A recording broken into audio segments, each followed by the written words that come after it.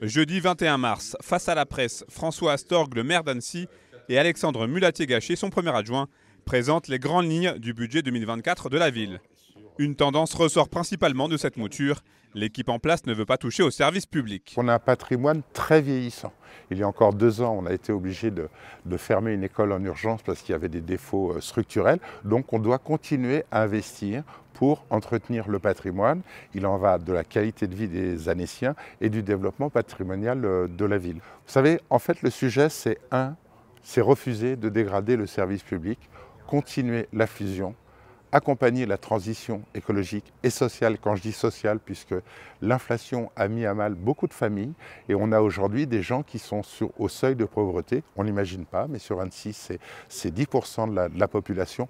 Donc c'est tout ça sur lequel on doit agir dans un contexte qui est contraint pour toutes les collectivités et aussi pour tous les ménages et aussi pour tous les agents.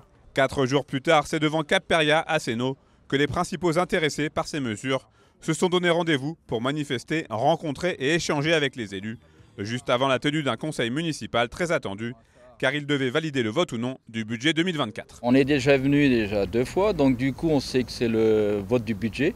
Et d'après les dires, on pourrait penser, mais même on a entendu, qu'il y aurait peut-être un reliquat de budget, pourquoi pas pour la prime de pouvoir d'achat. Donc on verra bien.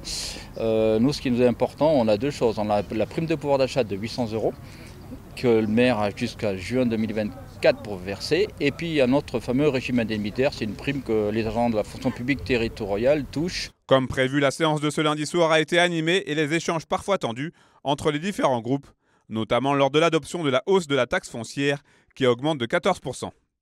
Cette mesure, qualifiée de matraquage fiscal par l'opposition, était devenue indispensable selon la majorité. Ça ne nous a pas fait plaisir de proposer cette hausse de la fiscalité, mais si on veut un budget qui soit ambitieux et qui permette de répondre aux défis climatiques et sociaux qui sont actuellement, ça devenait une nécessité, et pas que pour ce budget 2024.